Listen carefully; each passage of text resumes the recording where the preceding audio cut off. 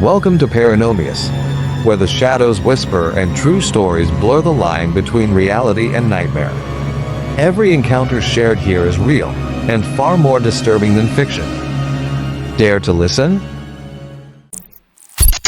The narrator was only in the 3rd grade when this happened, a time when summer days felt endless, nights were quiet and safe, and the line between dreams and reality wasn't always so clear. Yet this story would never blur or fade. It would remain sharp and unsettling, replaying at odd moments over the years, surfacing when the night air grew still or when the house felt too quiet. Almost no one had ever heard this story. The narrator had kept it buried, tucked away in the shadowed corners of memory. Only the narrator's mother knew, and disturbingly, she remembered it too. It was during summer break, the kind of summer that smelled faintly of grass and warm earth. The narrator was spending the break at the grandmother's home, an older house that had clearly seen decades of life. It was the kind of place where every creak and sigh of the wooden beams seemed to carry a memory. The floors were worn smooth from years of footsteps, and when the narrator walked, the boards would groan softly beneath them, as though the house itself was aware of their presence. The tatami mats gave off a faint, earthy scent every time they were stepped on, and the shoji screens, those thin, paper-paneled sliding doors, stood as the only partitions between rooms. The home had a charm to it, but also something else, something harder to name. That night seemed no different from any other. The narrator had gone to bed on a neatly spread futon laid across the tatami floor. Outside, the constant hum of cicadas filled the air, blending with the occasional rustle of a faint night breeze. The shoji doors shifted just slightly with the wind, as though breathing. Everything was peaceful. The narrator drifted into sleep without a second thought. It was sometime after midnight when the narrator stirred. At first, it wasn't clear what had woken them. The room was bathed in pale, milky light filtering through the paper doors, casting everything in muted silver, the kind of light that makes shadows deeper, sharper. And then came the sound. Gi, gi, gi. A slow, deliberate creak, wood bending under weight. Footsteps, not hurried, not casual. These were slow, measured, almost calculated. The narrator's eyes moved toward the hallway, still adjusting to the dimness. That's when it appeared. Through the thin shoji paper, a shadow, human-shaped. It didn't move, it didn't speak. Only the steady rhythm of those steps had brought it there. The narrator's voice came out small, still heavy with sleep. "Who's there?" No answer. Instead, the shoji began to slide open. Gee. The sound of wood scraping against its track seemed to stretch unnaturally long, each movement drawn out as if the one opening it was in no hurry at all.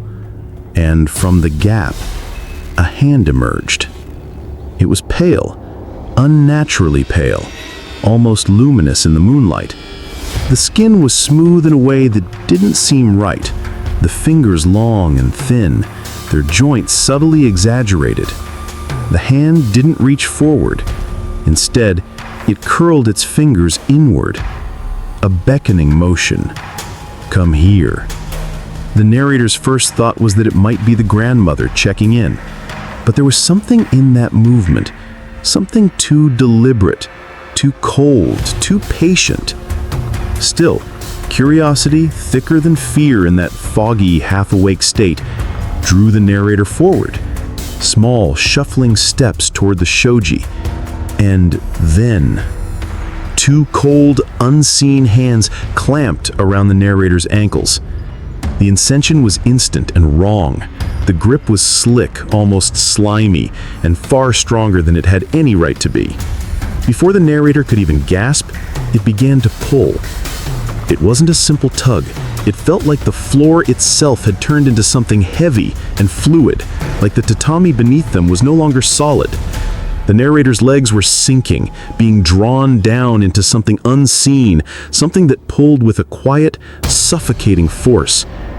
The rest of the body refused to move. The narrator was trapped in a state of total paralysis, unable to kick, unable to scream. Panic roared inside, but the body remained still. Except for the hands. The narrator's fingers dug into the futon, clutching the fabric desperately. The pull grew stronger. The pale hand beyond the shoji kept curling its fingers in that same silent invitation, urging surrender. And then... "Don't look!" The voice exploded into the moment, shattering the paralysis. Sharp, commanding, urgent. The narrator's eyes flew open, now fully awake, chest heaving, breath coming in jagged bursts. The ankles were free. The pale hand was gone. The shoji door was closed. The hallway stood empty. It had to have been a dream. That's what the mind wanted to believe. The only explanation that felt safe enough to hold on to. Pushing that thought aside, the narrator rose from the futon and went to the living room. The mother was already there, sitting in the soft morning light. She smiled faintly, her tone casual. "You were sleeping so wildly last night. Both of your legs were sticking out into the hallway, clinging to the futon like it was your last hope."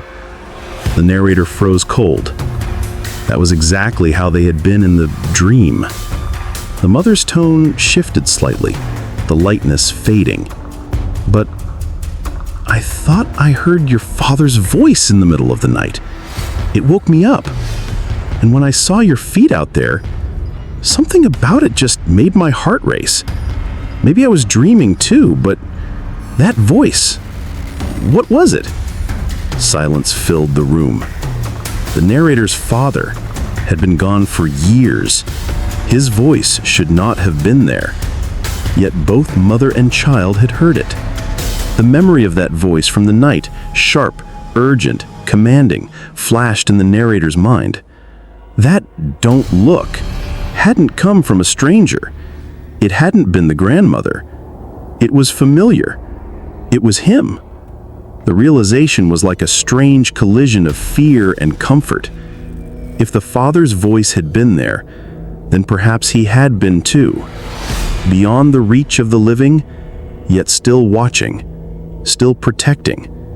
And whatever had been waiting behind that shoji door, whatever had gripped the narrator's ankles and tried to pull them under, he had stopped it. Even now, after all these years, the images remain vivid. The deliberate, echoing footsteps, the pale, lifeless hand curling in silent invitation, the icy, paralyzing grip on the ankles, and above all, the voice of a father who should not have been there, breaking through the darkness with one desperate command: "Don't look." Perhaps that was the only thing that kept the narrator from seeing what waited beyond the shoji. Some things in this world can't be explained. Some moments refuse to fade no matter how much time passes. And sometimes, protection comes from a place we can no longer see, but will always feel.